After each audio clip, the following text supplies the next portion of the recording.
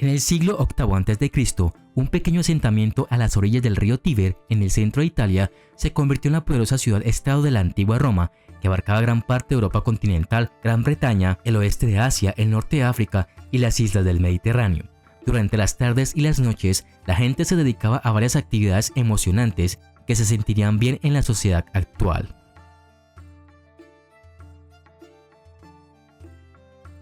Existían incontables tabernae o bares dentro de los muros de la misma ciudad de Roma, y esto queda claro a partir de la evidencia. Hay un pequeño tramo de una antigua calle romana bien conservada entre el mercado de Trajano y Vía Viverática, donde se cree que alguna vez hubo una concentración de ellos. En Pompeya había al menos una taberna por cada 100 habitantes. La red de Roma debe haber sido igualmente densa. En estos podrías tomar una bebida decente, pasar el rato con amigos, jugar algunos juegos e incluso apostar a altas horas de la noche. Aunque generalmente ilegal, el juego era un pasatiempo que disfrutaban los romanos de todas las clases, incluidos los emperadores. Varios restaurantes de servicio rápido conocidos como la Termopolia estaban abiertos hasta altas horas de la noche para aquellos que necesitaban un bocado nocturno. Dado que incluso una pequeña ciudad como Pompeya tenía más de 100 de ellos, una gran metrópolis como Roma había tenido al menos varios miles, con ciertas avenidas dedicadas exclusivamente a ellos.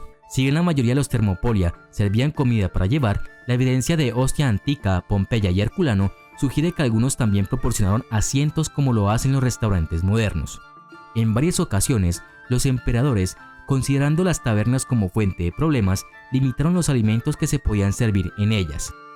La élite, sin embargo, se entretenía en una gama más amplia de escenarios. Los ricos festejaban en casa, ya sea en las mansiones esparcidas a lo largo de las cimas de las 7 colinas o en las villas suburbanas del centurión de Jardines de Roma. Para mencionar solo a los emperadores, Tiberio una vez organizó una borrachera que duró 2 días completos. Nerón corría carreras de cuadrigas en los jardines del palacio. Domiciano organizó una cacería de leones dentro de una de sus villas. Y en una época en que la mayoría de los hombres ganaba menos de 1000 sestercios al año, Lucio Vero organizó un banquete para 12 que costó 6 millones de sestercios. El modo predeterminado para la vida nocturna de la élite era un banquete extravagante, a menudo con 5 o más platos de ricas comidas, adornado con entretenimiento que iba desde lecturas de poesía hasta shows sensuales. Cuando no estaban en los banquetes, algunos romanos adinerados, generalmente hombres jóvenes, les gustaba ir a los tugurios, como al emperador Nerón, que después del anochecer, según nos cuenta su biógrafo Suetonio, se disfrazaba con una gorra y una peluca, visitaba los bares de la ciudad y deambulaba por las calles, alborotándose con sus compañeros.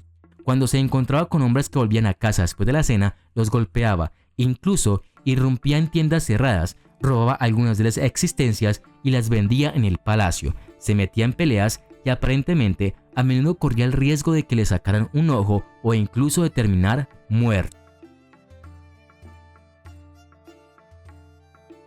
Popinae era una especie de bar de vinos preferido por los esclavos y las clases bajas. La mayoría de las popinae tenían una amplia entrada que daba a la calle frente a ellas. Es probable que se proporcionara comida y bebida a los clientes en un mostrador de servicio y la mayoría de las veces se instalara un pequeño calentador de agua en los gabinetes o se colocara cerca. Tenían todo lo que los clientes podían desear, incluidos los juegos de azar, el sexo, la bebida y la comida. Los romanos respetables miraban con desdén a los popinae debido a su reputación como lugares de delincuencia y violencia relacionados con el juego y la prostitución. Se han descubierto grandes cantidades de dados en ciudades antiguas como Pompeya, lo que sugiere que los ciudadanos también ignoraron de forma rutinaria las leyes que prohibían los juegos de dados. Los popinae eran populares entre las prostitutas, pero muchos de los bares de vinos descubiertos en Pompeya carecían de habitaciones privadas, por lo que las mujeres probablemente se encontraban allí con sus clientes antes de llevarlos a otro lugar. La inversión de la clase élite en la gestión de burdeles, los impuestos que gravaban a estas mujeres trabajadoras y la gente que procuraba servicios impulsaba la economía de Roma. Así, Roma se convirtió en la antigua capital de la prostitución, tanto así que fue legalizada. Según los antiguos romanos, tener relaciones con una prostituta no era adulterio. También era una norma que un joven romano perdiera su virginidad con este tipo de mujeres. La prostitución masculina era muy común y a menudo ocurría en baños públicos. Al ingresar a los baños, las mujeres solían pagar el doble, pues en opinión de los propietarios, ganarían mucho más por los servicios que se brindaban en el interior. Los baños públicos estaban separados por género, por lo que era un lugar perfecto para la prostitución entre personas del mismo sexo. Como con casi todas las mujeres que venden sexo a lo largo de la historia, había una jerarquía dentro de la prostitución. Las meretrices, como se conocían en la antigua Roma, eran mujeres registradas para quienes vender sexo era una profesión, mientras que las demás mujeres no registradas o casuales caían en la categoría más amplia de prostibulae. Las meretrices tenían que pagar impuestos imperiales, pero se les negaban muchos derechos cívicos, pues eran personas infames. Los hombres romanos nacidos libres, por ejemplo, no podían casarse con meretrices. Algunas meretrices eran casi como cortesanas, eran ingeniosas, educadas y hermosas, y algunas ganaban grandes cantidades de dinero con clientes y patrocinadores adinerados. No todas las prostitutas eran esclavas, aunque muchas eran libertas, esclavas emancipadas. Junto a los campamentos de las legiones romanas se instalaron lupanares, que fueron instalados por los propios soldados. Por lo general, eran de madera con muebles pobres, que en realidad estaban encerrados en unas pocas literas cubiertas con heno o pieles. Sin embargo, todo esto cambió después de que Roma se estableciera en muchas provincias y ralentizara su expansión. Esto permitió la construcción de lupanares más profesionales en los lugares donde estaban estacionados las legiones. A partir de eso, los lupanares solían estar centrados en áreas particulares de la ciudad, normalmente ocupadas y densamente pobladas. Un burdel romano no solía ser muy diferente de las casas normales. Los burdeles para patricios estaban comprensiblemente ricamente decorados. En las paredes se dibujaron frescos eróticos. La entrada al lupanar estaba custodiada por el llamado vilicus, que era guardia de seguridad y maestro de ceremonias. Saludaba a los clientes, recogía los pedidos y mantenía el burdel en orden. En el interior, sirvientes y los llamados aquari, que se aseguraban de que las copas de los invitados no estuvieran vacías. Luego estaban las ancillae ornatrices, que se ocupaban de la apariencia de las damas. Las habitaciones individuales habrían sido pequeñas y tenuamente iluminadas con el nombre de la mujer y los precios escritos con tiza en la puerta exterior. Las trabajadoras sexuales más elitistas de la clase patricia romana eran conocidas como la alta cortesana delicatae.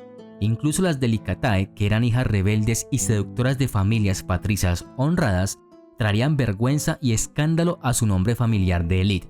Es así como solían estar enmascaradas y por lo tanto protegidas de ser reconocidas. Algunas se hicieron conocidas como las ambulatae, que eran vagabundas sucias y provincianas que esperaban afuera o cerca de burdeles caros o lugares como la arena de gladiadores, teatros y circos, listas y dispuestas por solo 2 monedas.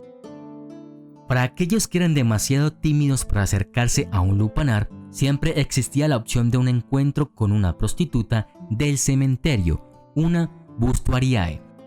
Estas mujeres operaban principalmente en los cementerios y tumbas subterráneas de Roma. Fueron descritas como vergonzosas, demacradas, pálidas y enfermizas, todas descripciones similares a los propios muertos.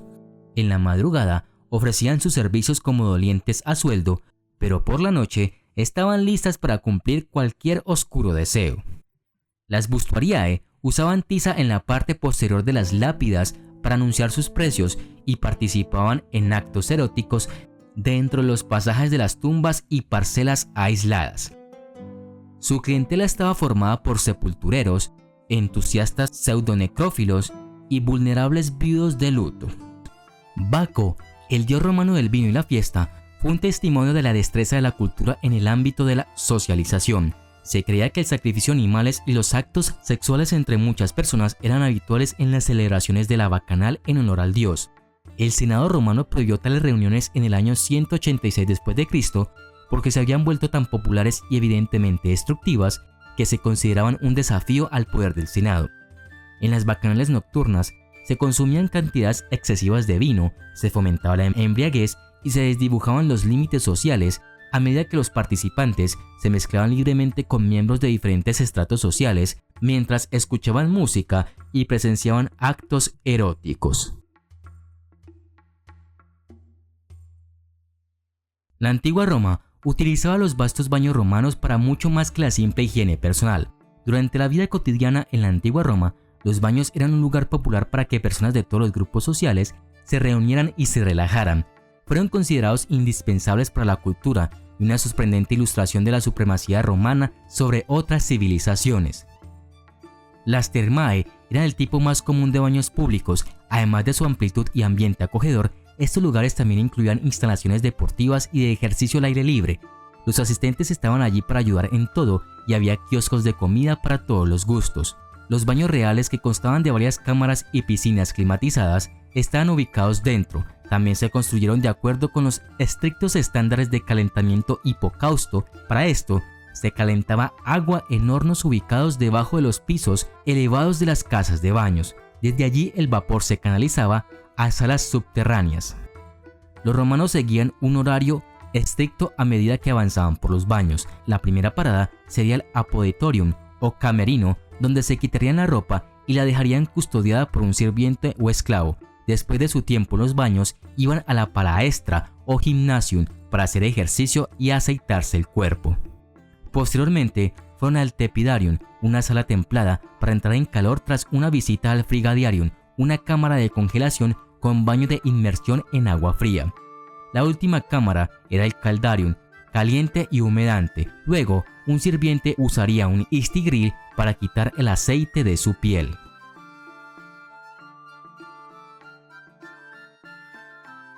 En el 80 después de Cristo se organizaron por primera vez los Juegos en el Coliseo romano como acto inaugural. Decenas de miles de ciudadanos romanos, medio aburridos, estaban esperando en las gradas el gran espectáculo. Tenían de alguna manera curiosidad, pero no estaban del todo seguros de qué se trataba.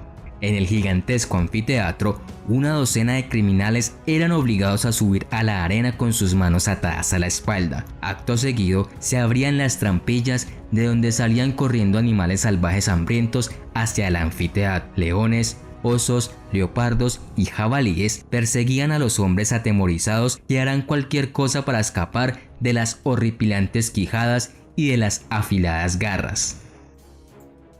El público del Coliseo en las gradas ríe y aplaude. Los espectadores de este macabro espectáculo eran invitados a hacer sus apuestas: qué criminal sucumbirá primero a estas feroces bestias y quién será el último en pie.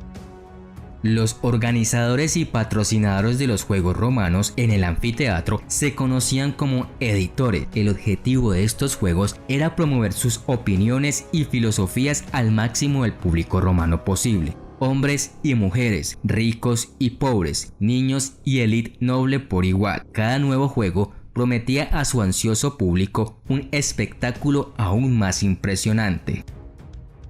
Los editores de los niveles de políticos y aspirantes a nobles no dudarían en gastar enormes cantidades de dinero en los juegos que patrocinaban. Para estos patrocinadores, los juegos no solo eran un símbolo de poder y dinero, sino también una oportunidad. Mientras más impactantes e impresionantes eran los espectáculos, más público atraían, y cuanto más populares eran, más influencia tenían los editores. Era la forma perfecta para los patrocinadores de influir en la opinión pública a su favor. Cada detalle de estos juegos tenía que estar meticulosamente planeado, ya que la reputación de los organizadores dependía únicamente del buen o mal resultado de sus espectáculos.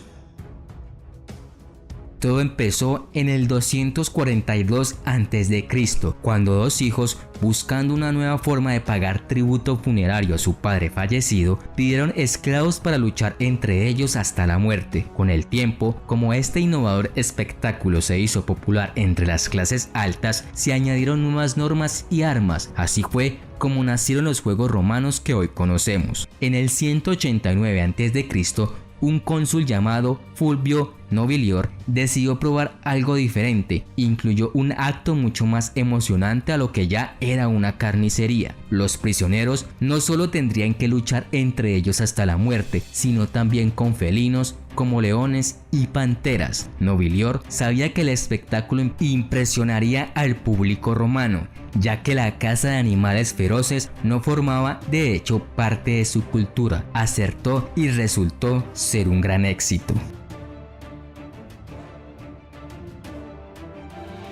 La introducción del acto animal creó un avance crucial en la evolución de los juegos romanos. Se volvió mucho más entretenido ver a un criminal ser devorado por animales hambrientos y salvajes que dejarle morir de forma justa y honorable. 22 años más tarde, en el 167 a.C., Emilio Paulo dio un ejemplo a quienes se atrevían a retar a la autoridad romana. Trajo a desertores del ejército para que fueran pisoteados uno a uno por el elefante. El acto se hizo públicamente. Quienes fueron testigos de cómo fueron echados a las bestias los criminales, esclavos y desertores compartieron y vivieron un sentimiento empoderador de satisfacción y alivio. Según la opinión de los espectadores, las víctimas en el anfiteatro eran vistas como inferiores. El pueblo romano también fue testigo de cacerías de animales llamadas venationes. En la arena se liberaban animales exóticos tales como leones, tigres, osos o hipopótamos, y estos eran cazados por los venatores. Estos eran gladiadores que tenían un mayor prestigio que el resto. Asimismo, estaban los bestiari. Estos eran luchadores con menos prestigio que los venatores y a menudo combatían por dinero, pero otros lo hacían contra su voluntad por ser considerados enemigos de Roma. Estos eran enviados a la arena sin formación, protección ni armas adecuadas para la lucha y se enfrentaban a una muerte segura. El general Julio César es considerado como el primer verdadero maestro de los juegos romanos. Sabía precisamente cómo manipular los juegos para generar miedo, obediencia y lealtad entre los romanos. Montaría los juegos de formas innovadoras e ingeniosas. Fue el primero en organizar peleas entre ejércitos recién capturados. Aprovecharía rápido las técnicas defensivas de sus enemigos y las usaría para ayudarle en sus futuras conquistas, mientras mostraba el poder y superioridad del imperio a su público entusiasta. César también trajo animales exóticos de sus territorios recién conquistados y los usó en sus juegos. Pensaba que presentar estos animales en el anfiteatro sería una forma efectiva de enseñar a los romanos lo grande que era el imperio. Era quien organizaba cazas entre soldados y una multitud de leones y elefantes.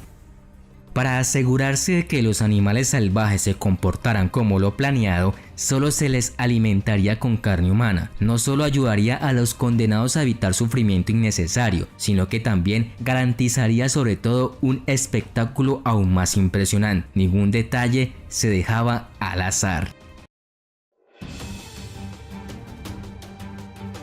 Lucha de gladiadores. Este es sin duda uno de los más famosos espectáculos de la cultura romana y que llegó a su máximo esplendor con la construcción del Coliseo. La mayoría de los gladiadores eran esclavos o criminales condenados, pero también estaban los hombres libres que se veían seducidos por el dinero y la fama.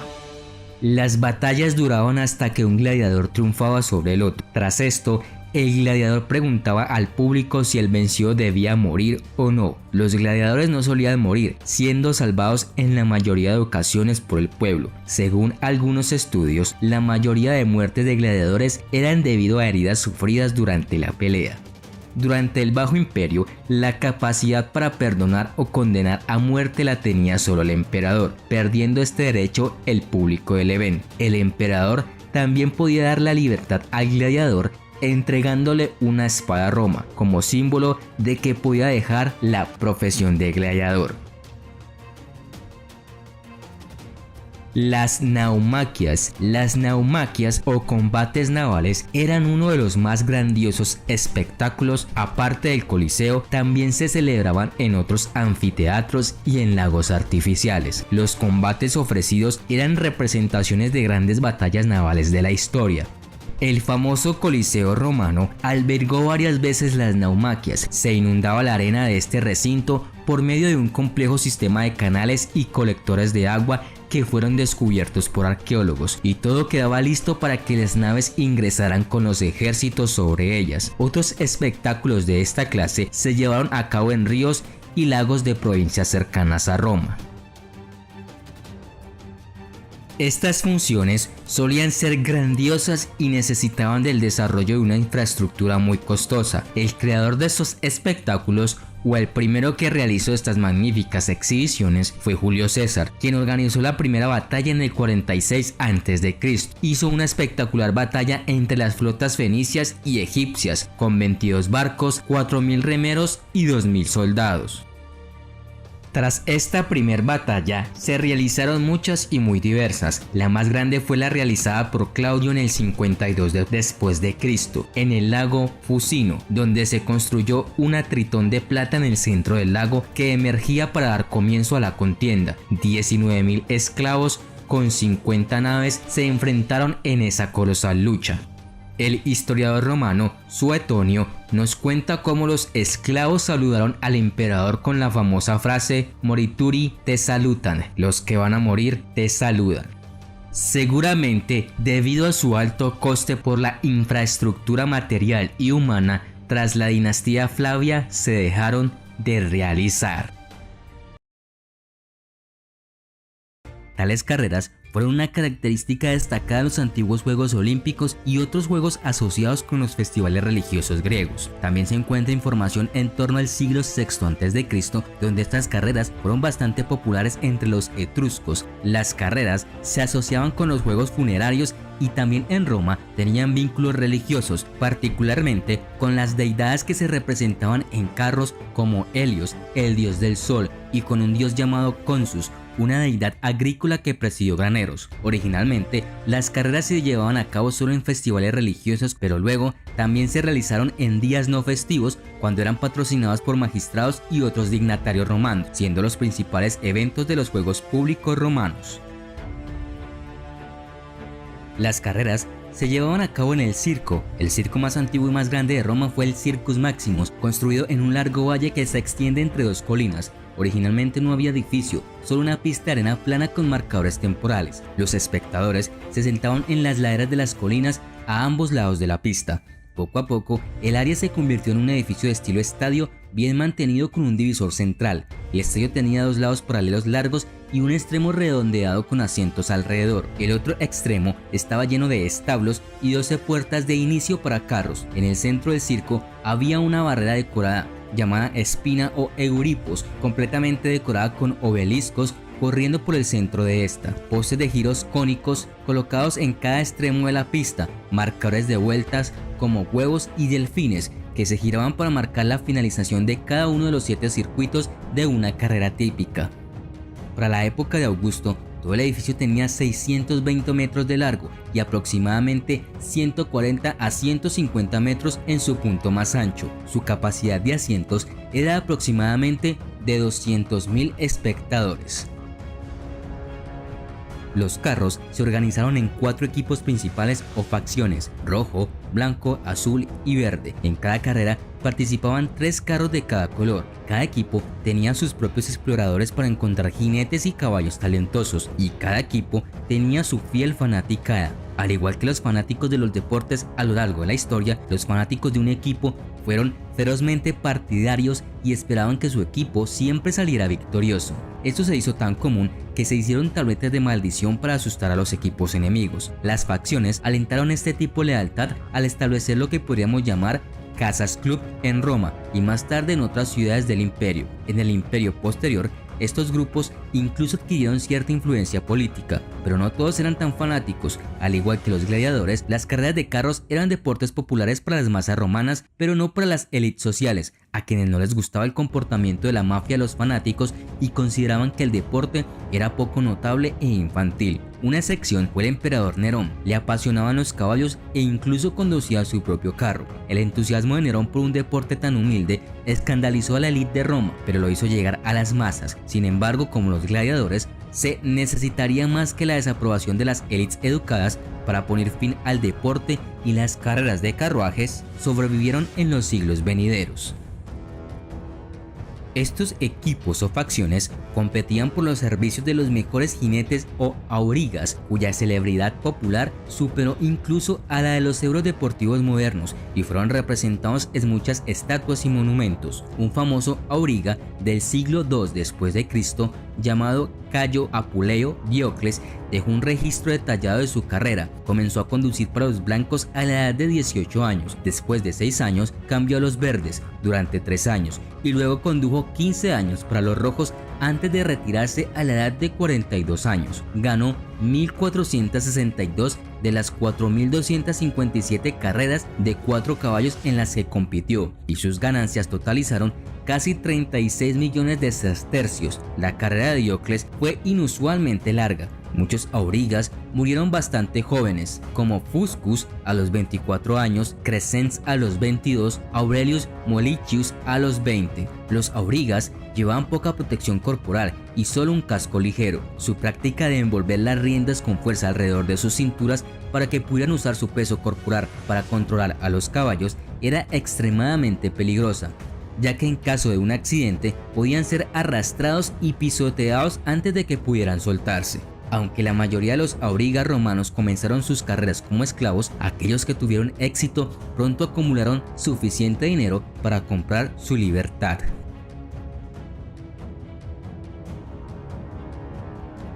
Los carros de las carreras romanas fueron diseñados para ser los más pequeños y livianos posible. A diferencia de los carros militares, que eran más grandes y a menudo reforzados con metal, los carros de carreras estaban hechos de madera y ofrecían poco apoyo o protección para el auriga, que básicamente tenía que equilibrarse en el eje mientras conducía. Los carros eran bajos y redondeados en la parte delantera. Los romanos registraron información sobre los nombres, las razas y el pedigrí de los caballos. Los preferidos por ellos eran los caballos de Hispania, de Sicilia, África, Tesalia y Capadocia. Los caballos tenían sus propios seguidores. Los caballos de carreras populares incluso recibieron premios de los emperadores. Los carros habitualmente eran tirados por 4 caballos o 2. En cuanto a los caballos auténticos protagonistas de las carreras, estaban muy bien adiestrados.